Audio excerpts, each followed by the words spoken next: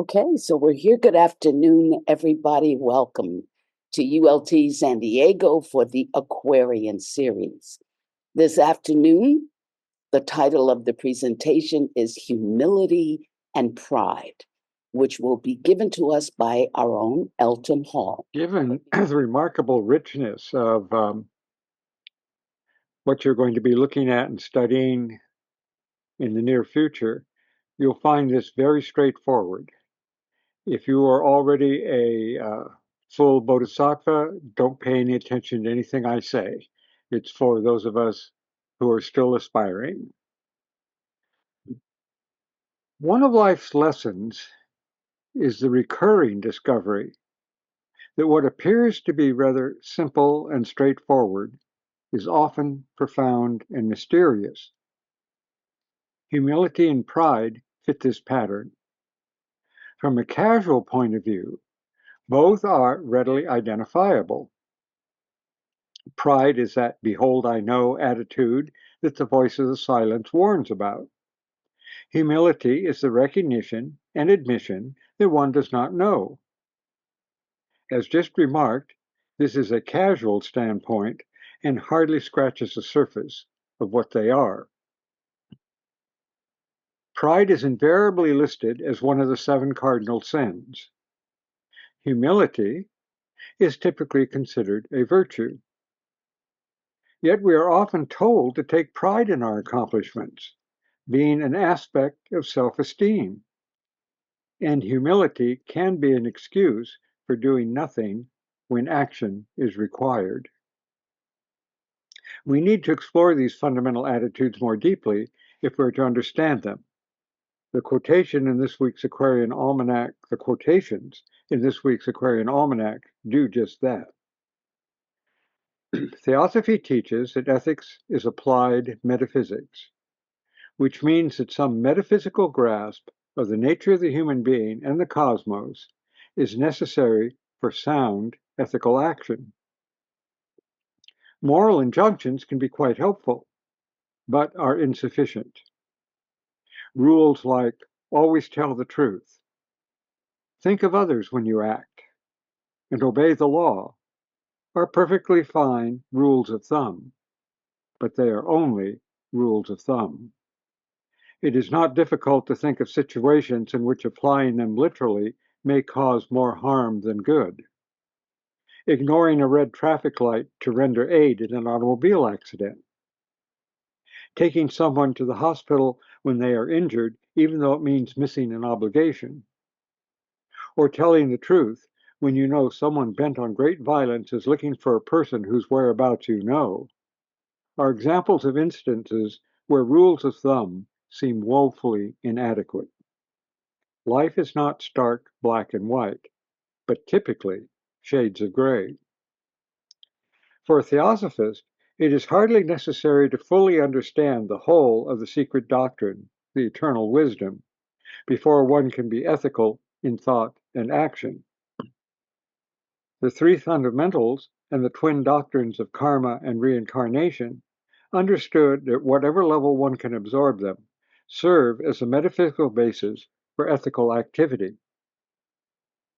Saying this assumes, of course, that we are capable of improvement, and so of study, meditation, and the review of one's thoughts and actions each day, what is sometimes called the daily life ledger. They are crucial for any growth, spiritual or even social. Growth involves so internalizing what is learned that one applies that learning naturally, that is, without discursive cogitation, in situations as they arise. Mahatmas, rightly called masters of wisdom, do not have rules to follow in the way we do, for they have so absorbed the metaphysics and its ethical expression that they naturally behave with exquisite ethical propriety. As an analogy, thinking of mastering the ability to ride a bicycle or drive a car. So long as one has to think about maintaining balance on a bicycle, or how to steer, use a brake, and engage gears in a gearshift car, one's performance will be awkward or worse. When so internalized that one does not have to think about balance in riding a bicycle or operating a car, one can do these things while concentrating on where one is going and what needs to be accomplished by riding or driving. Mahatmas have something like that capacity in their conduct. This analogy is, of course, only an analogy and should not be taken literally. Sunlight casts shadows as it plays across the earth. The great theosophical insight that the analytical psychologist Carl Jung had regarding virtues is that in a world of opposites, virtues have shadows which must be recognized, acknowledged, and dealt with for any penetration or transcendence of those opposites to occur. This insight is fundamental to understanding pride and humility. Let's set the scene, which is a scene of daily life. We live in a world in which individuality is emphasized. Each of us is our own man, to use a common phrase. There is truth in this view, in that we must think and act as individuals, taking responsibility for what we think, say, and do.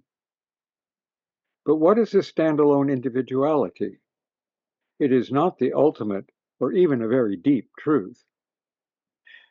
Parents were necessarily involved in providing one with a body and nurturing one physically, mentally, socially, and to the extent of their wisdom, spiritually.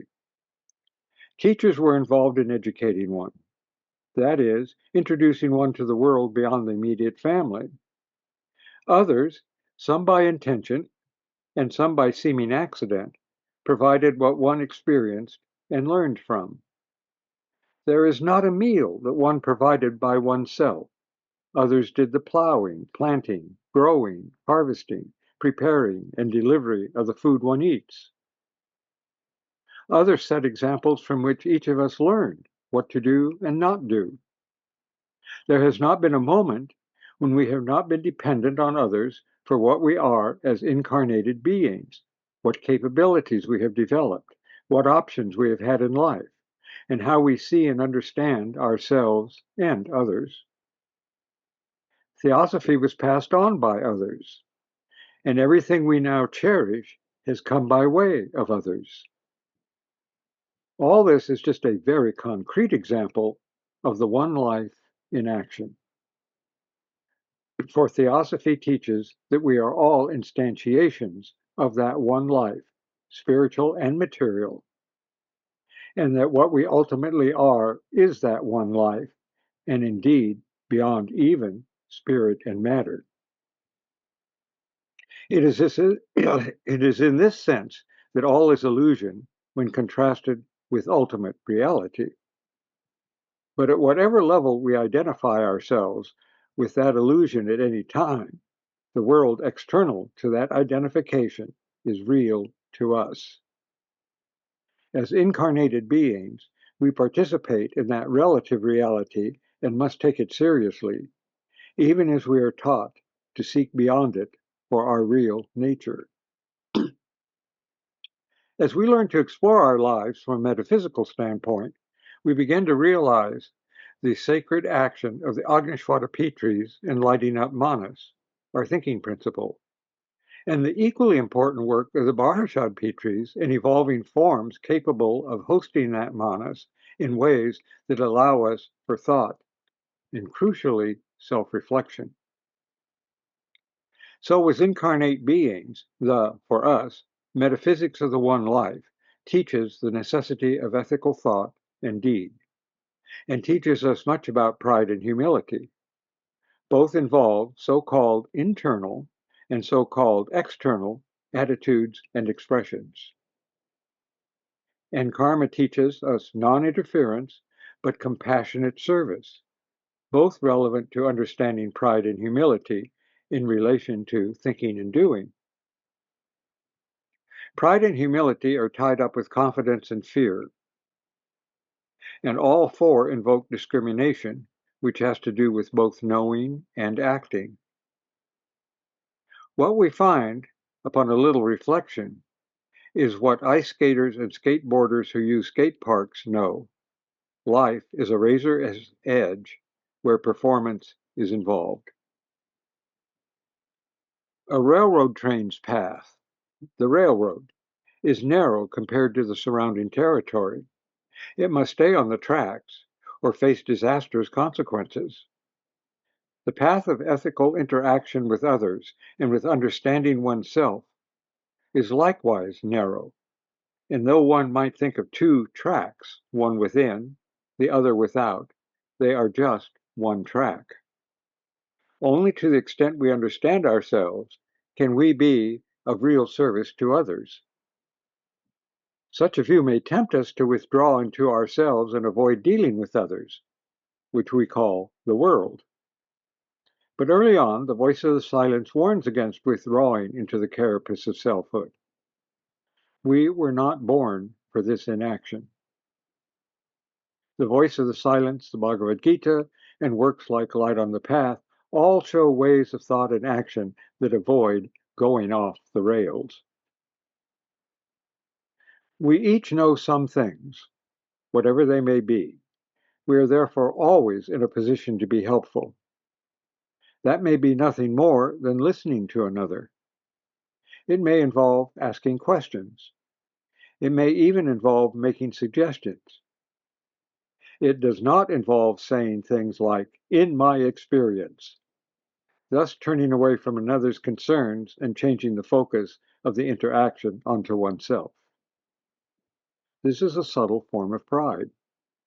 We can tap our experience to help others without such egocentric focus on ourselves. Nor does it involve preaching theosophy to someone not prepared for it. "Behold, I know" is never a relevant expression for students of theosophy, for chelas, and we notice that even Mahatmas refrain from speaking that way. One aim of the second object of all theosophical societies is so that we can learn to use the language of others to express theosophical teachings. Being able to do so is a consequence of real humility. Marcus Aurelius, May 19th in the Almanac, said, "Nothing is more scandalous than a man who is proud of his humility," a saying that has come down through history from the mouths of many. It is a good start. If we are trying to be humble, we have to be careful of not feeling pride when we are successful. But this is rather like learning to ride a bicycle, for we have to be conscious of our humility to take pride in it. We have, in all probability, met people who are humble but do not act as if they know it. They just are. But what about pride?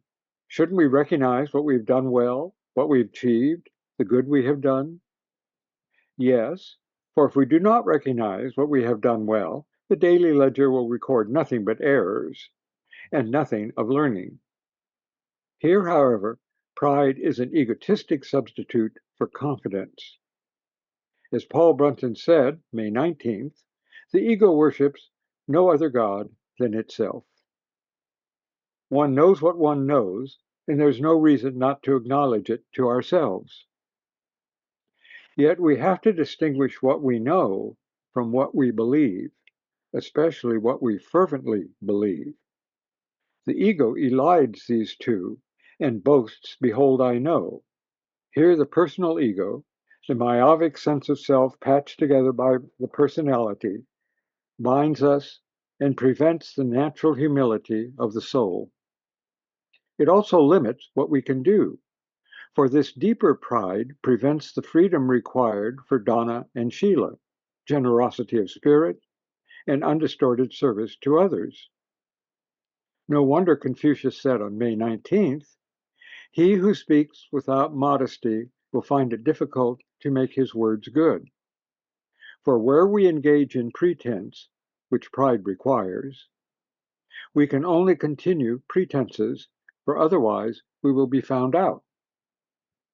Carl Jung used the term ego inflation to label the tendency of the personal ego to claim more for itself than properly belongs to it. This ego is, as are all the lower transient principles of the human being, an instrument through which we operate on this material plane.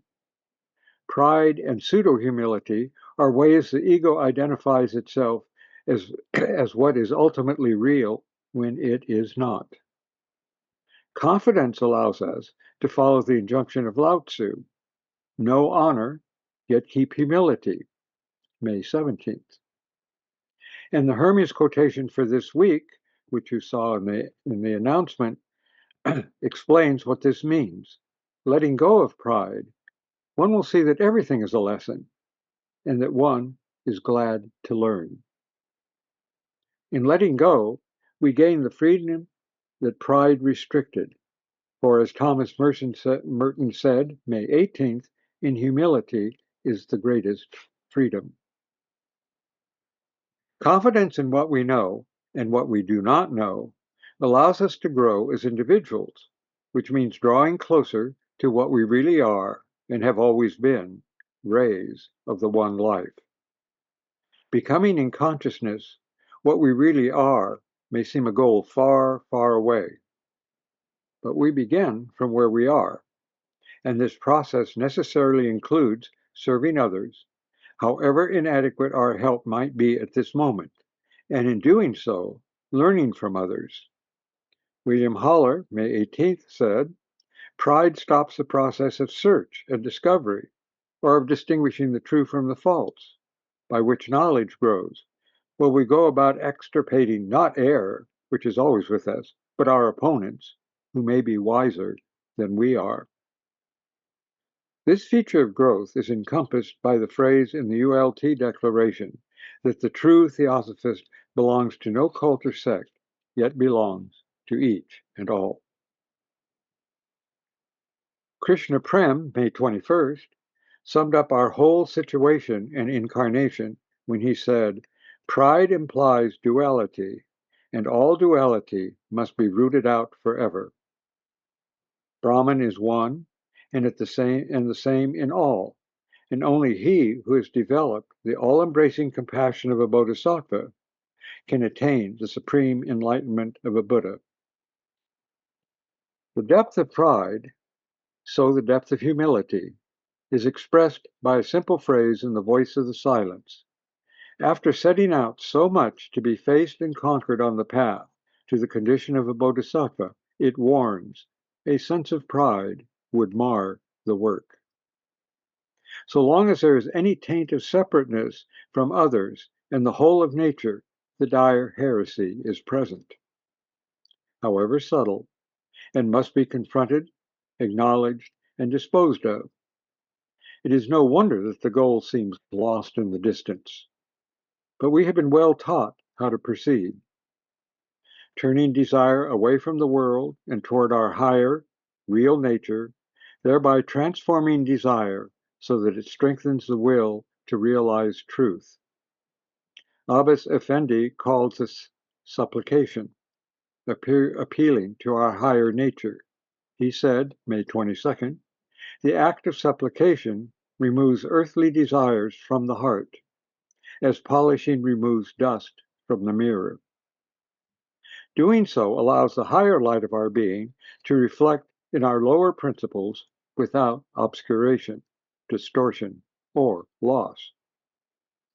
A supremely helpful way of putting this process is given by Sri Krishna on May 17th. "Consider all beings as myself and adore them. Bow to everybody, high or low, great or small, kind or cruel. By seeing me constantly in all, rid yourself of jealousy, intolerance, violence, and egotism." Polishing the mirror in this way seems immensely difficult, but we would not have been given such lofty teaching if we were incapable of trying to do this and of making progress in doing so. Banishing pride and growing in humility increase freedom to increasingly be what we truly are. Krishna is patient, and we can find joy in that. Distant goals are attainable. Humility and confidence will provide the persistence that leads to realization of what we now dream. Thank you. Thank you so much, Elton. Can you hear me okay? Yes. Wonderful. That was so inspiring. And I love the way you put that together in such a clear way. So easy to digest, to understand. Thanks so much for that. And I was curious because I've been told by numerous people that pride is the hardest of all vices to overcome. Do you know why that might be? Well, it is so closely connected with the ego. And the ego is the hardest to overcome Hmm. because, of course, we need it in incarnation, but we need it as an instrument. And imagine the carpenter who identified with his hammer. This would not help him build anything. The hammer doesn't do anything on its own. Good. Um, identifying with the ego does not help, but as an instrument, it can be used. Otherwise, we wouldn't have the ego or any of the lower principles. Why would we have them? They're absolutely essential for incarnation and therefore for experience and learning, but as instruments through which what we really are learns, gains experience. It's that misidentification which is the problem. Got it. Also, Mahatma Gandhi, as I look through our almanac here for Thursday, the 22nd, he cites that the self sense is at the root of all error or sin.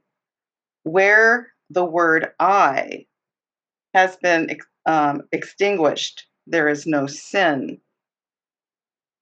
But yet we have the word I and my and other possessive kinds of words, even in our own Kuan Yin pledge, which made me wonder, and if you could speak to this, that would be wonderful.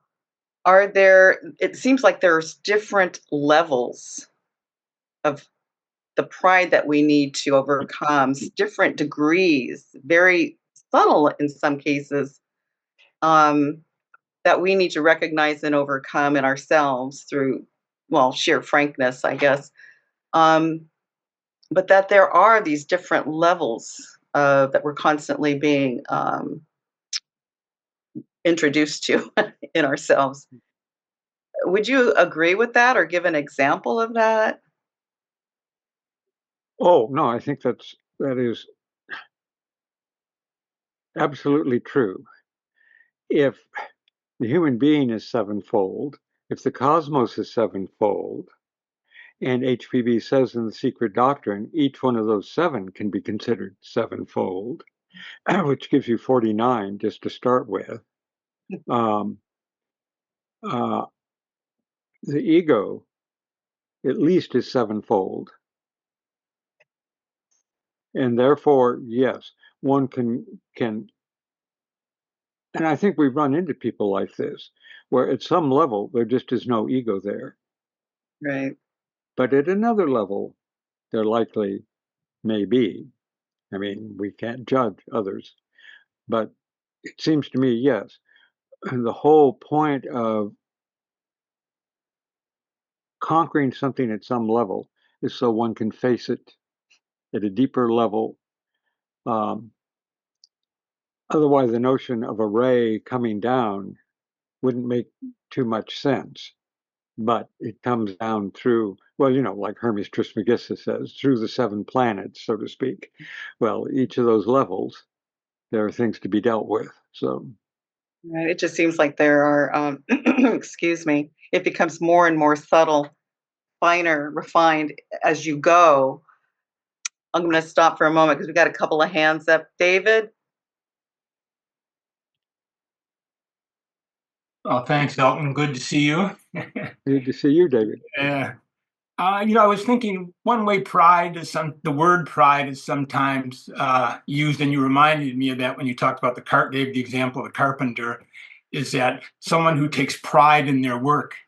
You can see when a piece of work is really well done, and you can tell the care and concern that's put into it, like in the crafts, or a person who's caring for another.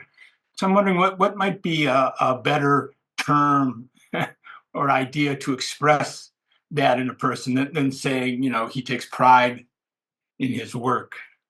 Yeah, kind of going along that line. Yeah. Right, right. Yeah. Well, using an old trick, what do you think? Yeah. Well, I can't help but one thing that came to my mind is it's not exactly a definition, but thinking of the Gita when we say, do the work before you because it's there to be done. That's not the exact phrasing, but to do it as possible, but not be attached to the results. Yeah. So that would be one aspect of it, but because it's such a strong stamp when you see someone that really does something well, because there's so much mediocrity in the world that I mean, that just comes to my mind. The person takes pride in their work, but the pride is in the work, not in them, maybe, or something. I was trying to play with that idea. I think the Bhagavad Gita is very kind of clear on that point. Uh, Um, you have to ask, why are you doing work? And you can certainly recognize good work from work that somehow didn't work out. But what was it for? And what is it in yourself that allows you to do it? right. Some of us earlier today were studying Hierocles' comments on the golden verses of Pythagoras. And one of the things he says there is, well, he uses the word pray, the English word, but invoke the gods to complete what you are undertaking. Mm-hmm. If it comes well, we were good instruments of the one life, we might say. There's no need for pride for that, but the recognition, yes, we should be able to tell what we've done well and what we haven't done well. Right. Oh yeah, you bring in a whole different dimension there. That's good. Not just the quality of the work, but the why it manifests to begin with. Now, if I could add something to that too, one of the warnings, even in meditation, is not to look back upon yourself. When the individual is absorbed in the action, there's no time, there's no effort to look or reason to look back on oneself because one action leads to another, to another. They're constantly involved in the action itself. So there is no time for any self-reflection or need for it because the action, I guess the proof is in the pudding. The action itself is what matters. Mm. So, I mean, if you can imagine a person out there doing good in their work, but they're never thinking about how good their work is. They're constantly absorbed in just doing the work. And if that is their focus 100% of the time, there's no time or even reason to reflect back on, oh, hey, did I do good or not? Because they're absorbed in the action itself. Does that make sense? And also not to take ownership. Mm. I think the idea of even taking ownership of something you do, it's really not yours. You're, like you say, it's the instrument. You're the instrument. You're the vehicle for the expression of that idea. But you're not necessarily the owner of that idea because those ideas exist already universally. Mm. Oh, you got lots more. Robert, your turn. So one of the disturbing quotes you mentioned, Elton, was from Haller, which says that pride stops all learning. And learning is, in this sense, apparently, is the ability to distinguish the true from the false. It's not, I take it, the accumulation of information. So it's that sense in which learning is stopped, where you no longer are able to distinguish the true from the false. And I wonder if you could help us understand why that might be true.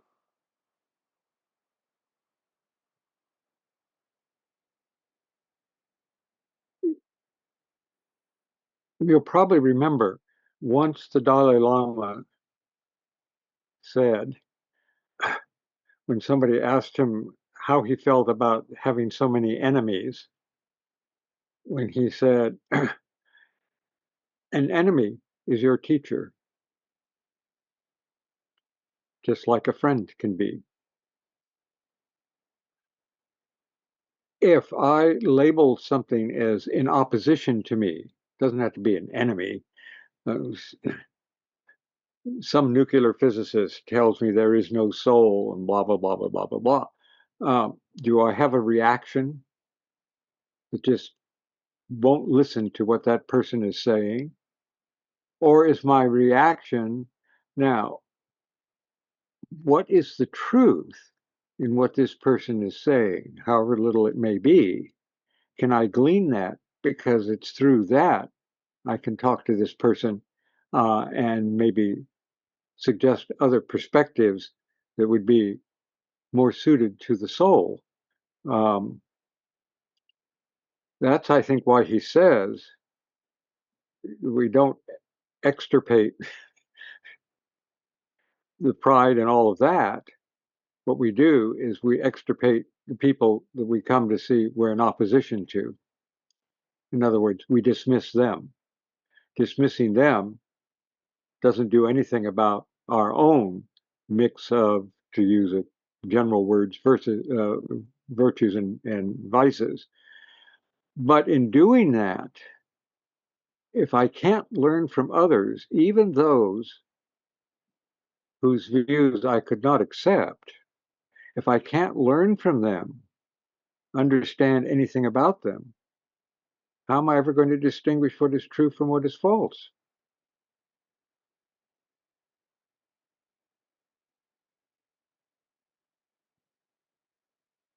I mean, it's perfectly possible, accidentally, to stumble on the truth. But that's hardly learning. Yeah. Jairo?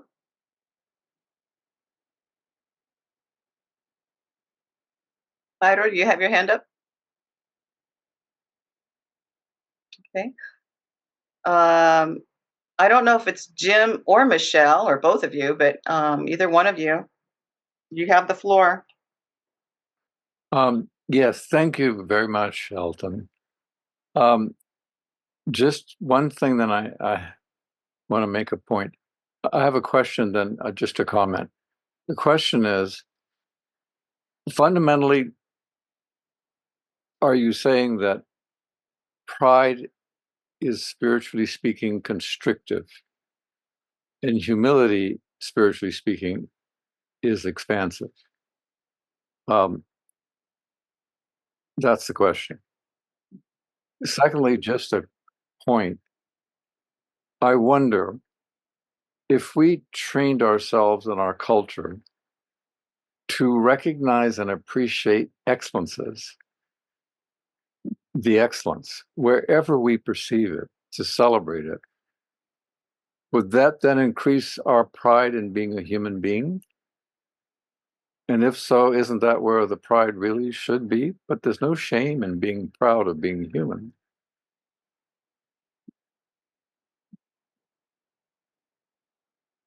The answer to your question, the only answer I could give to that, the question you asked was yes.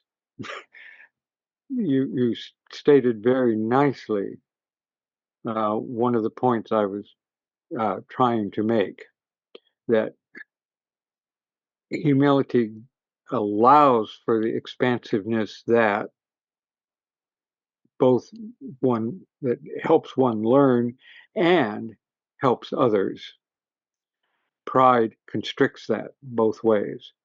In terms of, you used a different word, proud to be a human.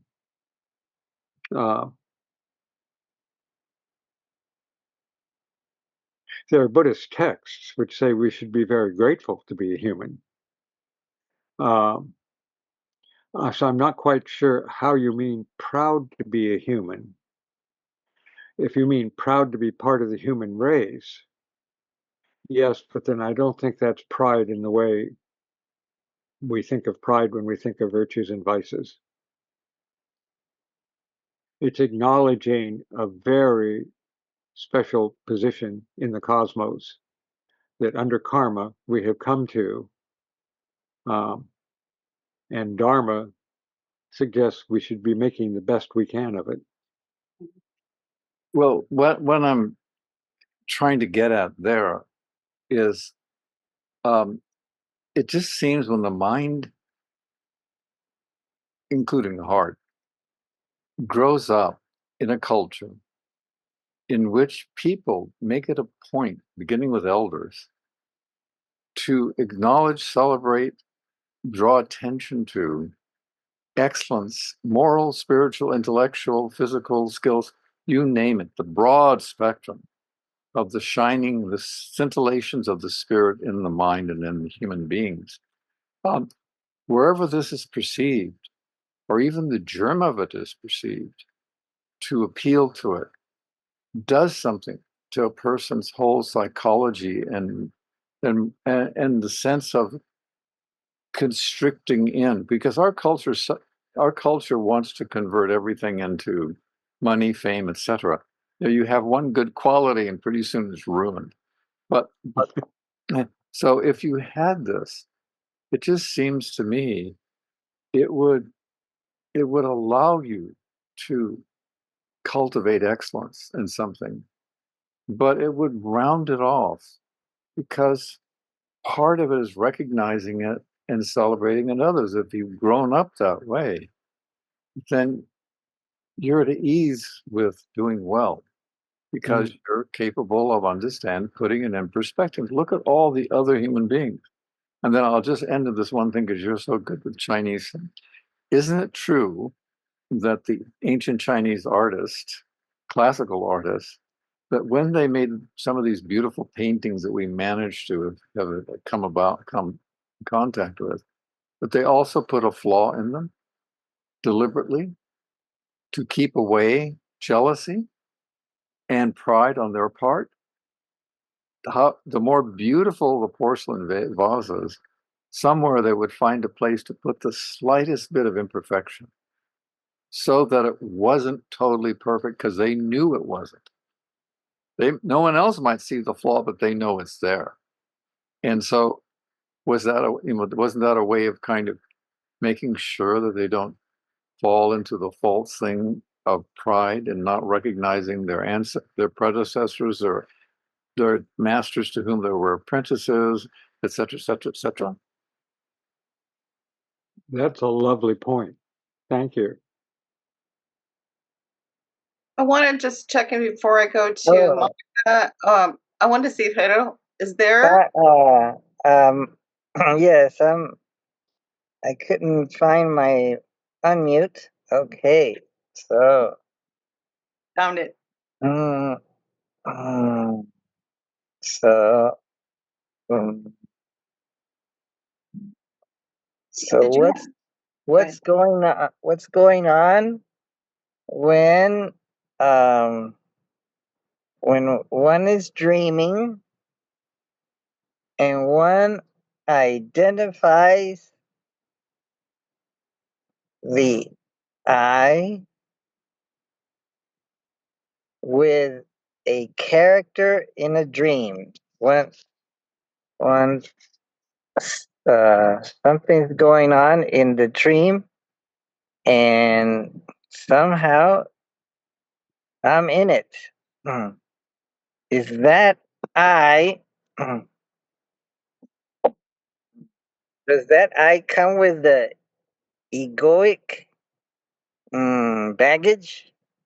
Or is that I sort of free from all that and can delight in whatever is happening in the dream? Hmm. What's, It's a very what's interesting the question. process? Very interesting.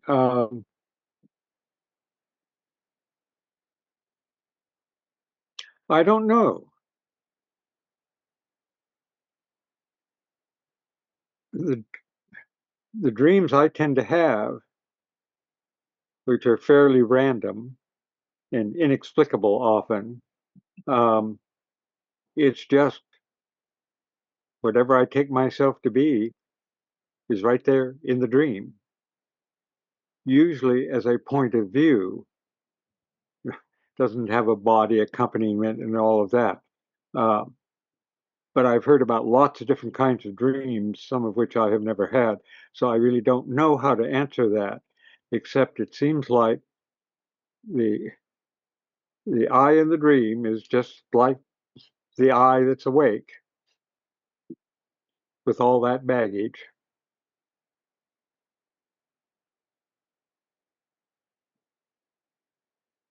I'm going to move on to Monica. Monica, are you the one with the question? Yes, it's me. Thank you, Des. And thank you so much, Elton, for this presentation, sorely needed by this student. But there I am, right off the bat, thinking this student. But my question has a little bit to do with what Jim Tepfer was discussing. And it has to do with identity, self esteem, and selflessness. There seems to be a disconnect in the world from selflessness. And I'm wondering how say a non-religious or a person with some measure of desire to have accomplishments in the world. How does one find their way to selflessness? Because this student is of the mind that selflessness takes care of the issues around identity and self-esteem. But how does a person get there? How does someone who is not affiliated, say, with the lodge or these teachings, receive an idea of moving toward the kind of selflessness we know from through the wisdom?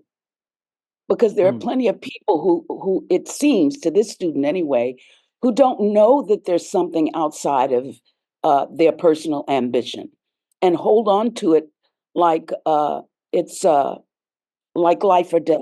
So I'm just curious about the possibility of a road to that kind of selflessness we understand when we get involved somewhat with the teachings that we at least hear about and know from.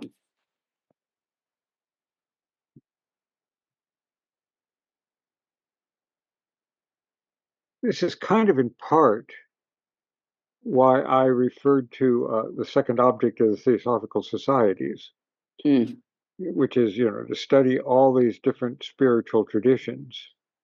Because it seems to me like most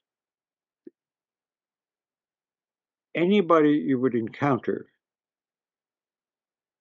knowingly or not, has some metaphysical standpoint they're coming from. Materialist has a metaphysical standpoint. It's all matter. An atheist has a, whatever that means to that person, has a metaphysical standpoint. So how you help a person kind of find the possibility of something deeper and richer within themselves, I think depends very much on the person. And you really have to listen to kind of and watch, so to speak, what they say and do. And that gives you the clues. I mean, talking Hindu metaphysics to a Muslim is not likely to be very helpful. Talking Muslim metaphysics, of which there is to a Muslim, may be more helpful.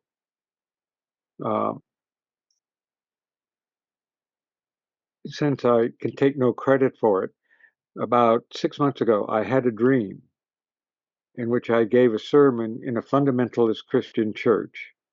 And it was pure theosophy using only fundamentalist Christian language. And when I woke up, I realized this is really important. And it's a great shame I can't remember a thing I said. Wow. Wow. Thank you so much. That's amazing. Because it was the Thank you intent very that much. mattered. Wow. Do we Maybe have any we can more have questions another out there? session. Right. I have a comment. So it seems to me that this pride thing is it's a mundane sort of pride, and and I suspect it involves identifying the I with one's body and whatever else that goes with it. And I'm learning about divine pride. That's a an idea where one goes for say a one's favorite ideal person, and one attempts to identify, well, not in meditation, because one doesn't want to go out as that person in public, and I guess that would be foolish. But in a meditation session, one would attempt to identify oneself with whatever ideal person, or could be a bodhisattva, a deity, a Hindu deity or a Buddhist deity. And so one tries to replace one's body with that body as as one can imagine it. That's why one tries to remember all the parts of that body, like memorize the tanka of, say, the Buddha of compassion. It has a certain color skin, maybe it's white, and it's got maybe a mala in one hand and holding something else. Or if it's the Buddha of wisdom, Manjushri, holds a sword in one hand and something else in the other hand, or green Tara. So one tries to replace one's body with that form, and look at it from one's own point of view, not just that it's out there, but we're that body, like holographically. And so when not just the body, but the the powers that being has, like compassion or wisdom or whatever. So one tries to develop pride in those qualities or whatever, or virtues. So so that's interesting how that could be done. When the Dalai Lama visited Santa Barbara in the 70s, he gave a presentation in the big hall there at the University of California, Santa Barbara, on deity yoga, about how one can spend like 3 or 4 hours in consciousness focused on calling out of what appears to be nothing, out of space, we would say, all the features that we were talking about of a particular deity, with all of that complex things that you do see in Tibetan tankas and things, all of that elaborate thing. So keeping it all in mind and focused. And when one has done that and finally has the whole picture with total focused consciousness, identifying with it and then dissolving it into space. And that part is equally important, because even that is not, I mean, does the absolute have pride? Makes no sense any more than any other attributes. So once one has done that, and in that sense, at least in consciousness at that moment, transformed oneself, then one dissolves it into space. Always thought first it would take years to be able to do that, really, but a very interesting idea.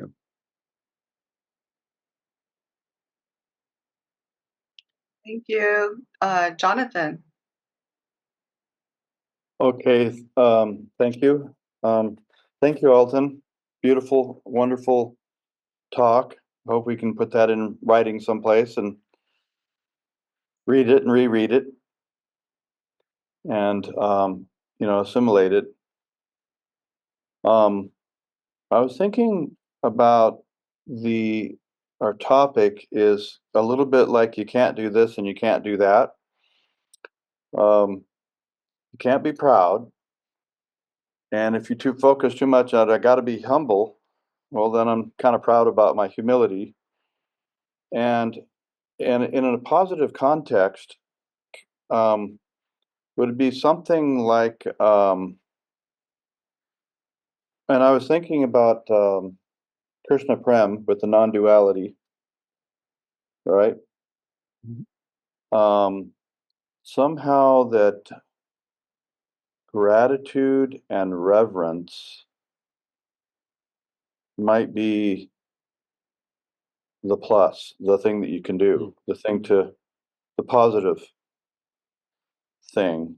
And then I was wondering if you could speak about the Krishna Prem idea with the Hermes quote about seeing everything as a lesson and being glad to learn.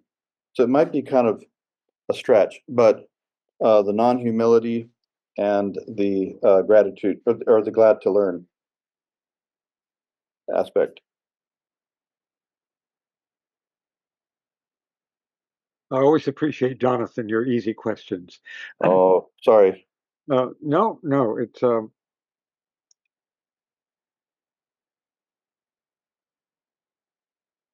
so for the sake of speaking, I do something very well.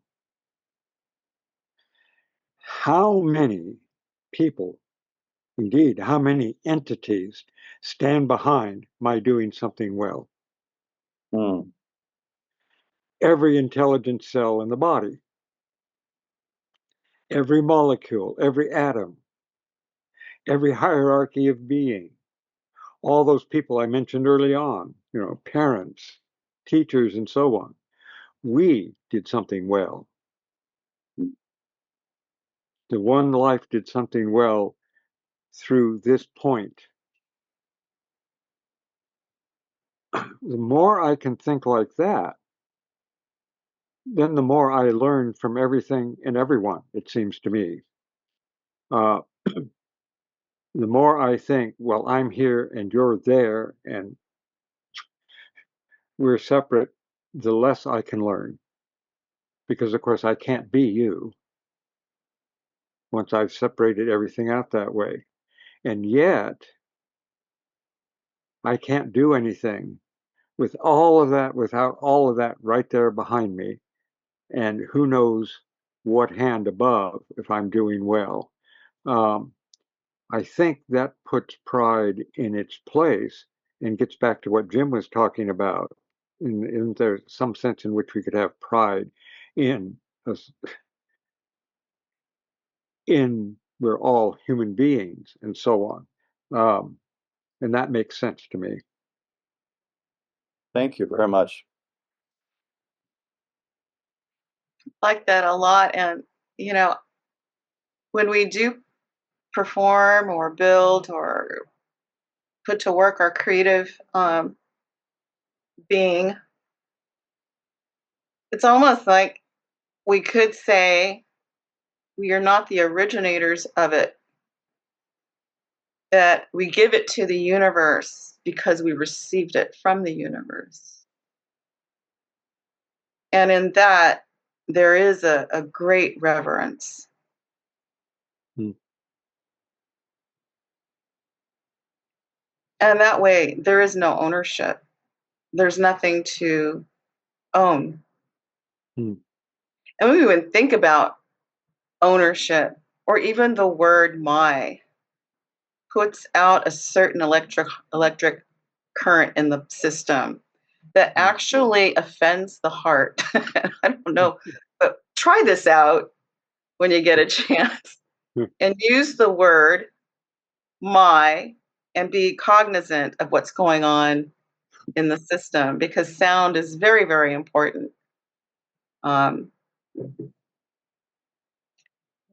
Just to let go of that sense of ownership, because I think that is the number one fallacy that we fall into. Or do we have any more? Oh, Shobha. Hi, Shobha. Go for it, girl. Hi, Elton. That was beautiful. And what you just said about, you mentioned it even in your talk about the unity of all things. And Desiree kind of added to it in her own beautiful way. Thank you, Desiree, because I think, and then I can't help but think about the Nidanas too here. I'm sorry, because you talk about baggage. It's all woven together. Because if you are not your body, so neither praise, I think it's in the voice, neither praise nor blame doesn't affect it, and so we come to the paramitas to here. We come to all of that, the viraga thing, praise or blame, none of that matters, because as you said, we are all in this together. And how can we say, I did it? It's everybody together. And then the same thing, and the Nidanas start with the first one of ignorance, right? And each leads to the other, which ends finally with birth and death, jara marana. So we come back. We keep coming back because we're accumulating. And ultimately, it's all about karma, right? So have I jumbled everything up, or am I making sense? You're giving a very big picture. No, it's not jumbled at all. No, and you can use different systems like the Nidanas, the skandhas, as ways of understanding this. But yes, no, I think you made perfectly good sense. Thank you.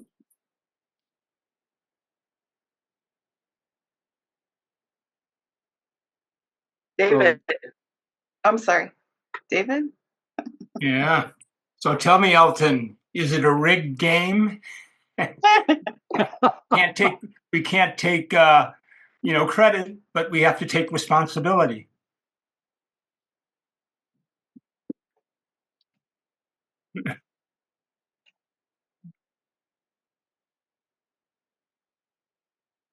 I think a lot of life is no. I think a lot.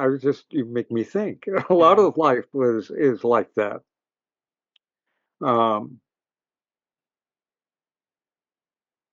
And if you leave the ego out, what's so bad about that? Right.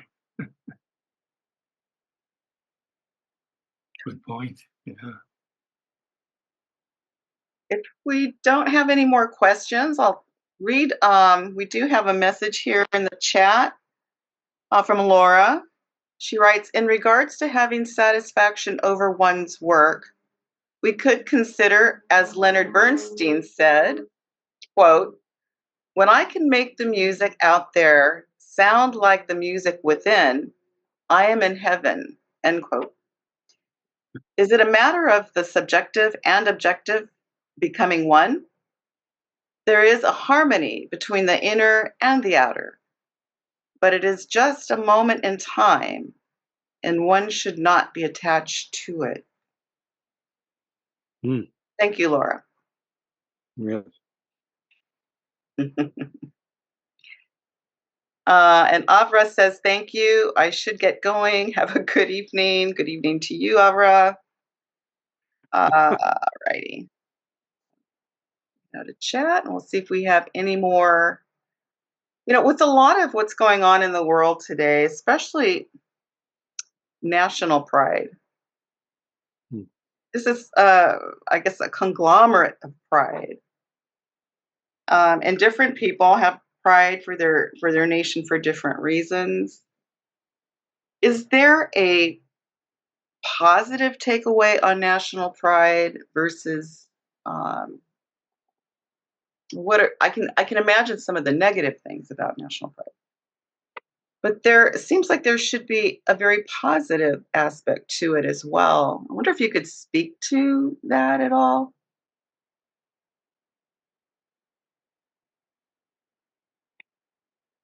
Well, William Quan Judge was onto this, and I've heard students of theosophy pointed out on numerous occasions.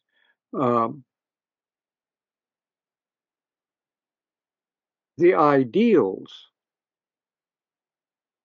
which are inherent in the vision of the United States are certainly noble. The fact that we have not lived up to them perhaps is not really surprising, but the fact that we keep holding them as ideals, it seems to me, is really important. And in that sense, I think any nation or any culture, at least, has elements in it that are really what are, in the end, sustaining if they're kept. And one can do that and fully acknowledge all the errors. You know, this business, oh, we can't talk about Black history because it undermines. No, it doesn't undermine anything. It merely shows we've got still more ideal to live up to. That's all. And so in that sense, yes, there is something there. And if one wants to call that pride, I don't think we should get hung up on the word too much.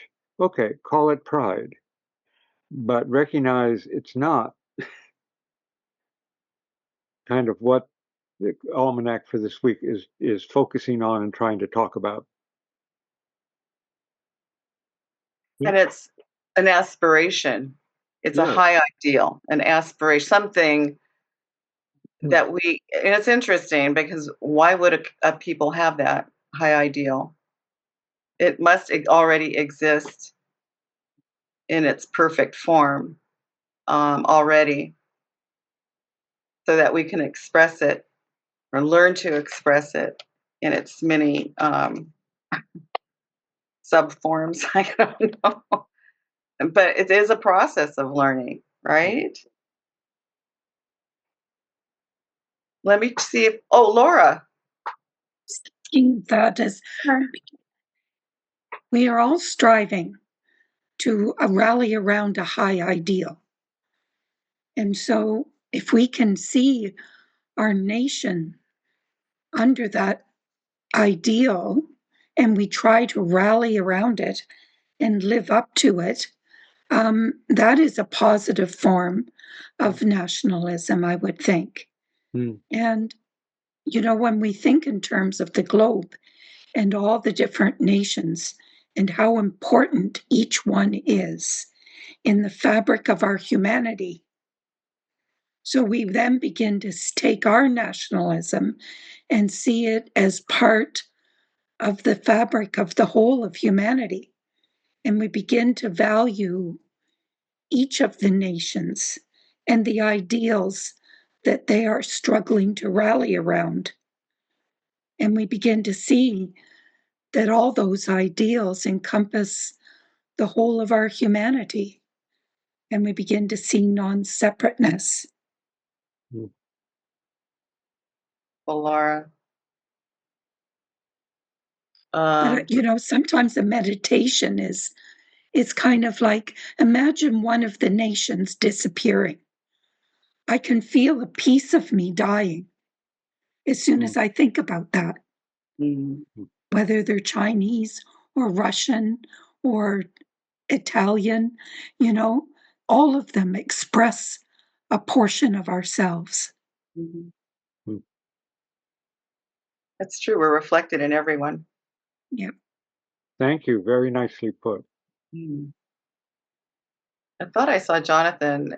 Jonathan, were you? I don't see him anymore. Oh, well, I was on a little bit of a different topic, so I kind of wanted to let people explore this topic if there's more to be explored.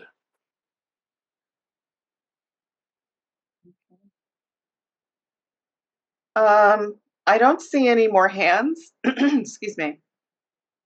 So I'm going to, and I don't think we have anything left in chat. I'll double check again. No. I have a question Okay. on this. But it's not exactly the national karma question, but I'm still hung up on this Hermes quote. Letting go of pride, one will see that everything is a lesson and that one is glad to learn. That is a very simple, beautiful statement, but there's so much there. It seems to be saying that in some ways, if we can just let go of pride, it'll just open up this whole vista. I guess like the idea that humility is expansive spiritually. And the child heart will begin to take hold. And one will see that one is actually glad to learn, like a child is. It just seems that even though pride is the most difficult sin, you could say, to tackle or deal with, in a certain sense, what an opportunity.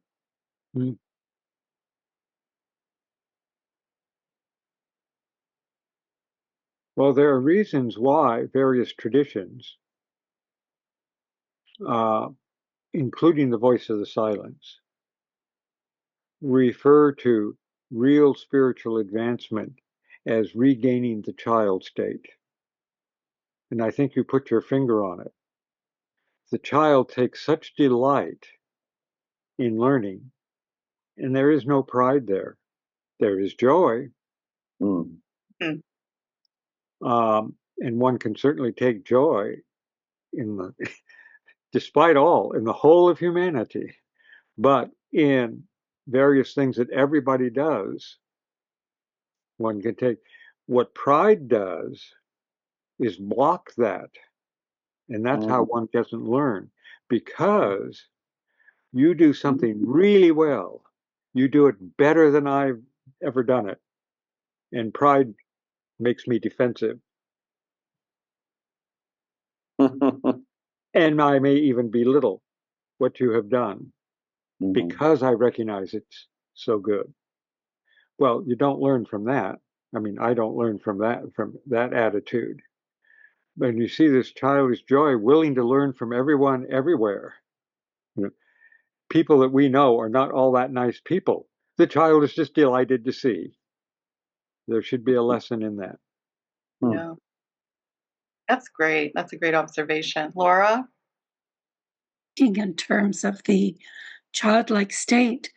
And isn't it fun to look at your lower nature when it tries to take hold of something in a prideful way? Isn't it fun? You just look at it and you have a good chuckle and you have a good laugh when it tries to claim something that doesn't belong to it, you know? So it's almost like a state of consciousness, isn't it? Mm. You know, that one achieves a place where you can look upon the pride and be completely undisturbed by it Mhm. and just leave it where it is and don't give it any energy. Another great point, Laura. Mhm. Well, if we have no more questions, I'm gonna just I browse saw now. David's hand go up. Oh, it did? Oh, David.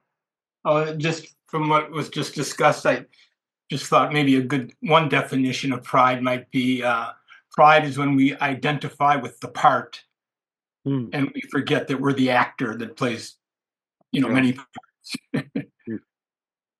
Yeah, and that analogy is used a lot. Life is but a poor player. That struts and frets. Mm. Yeah. We forget we're the actor, the self going through all these different parts. Yeah, and we get lost in expressions. Yeah, I guess. Yeah.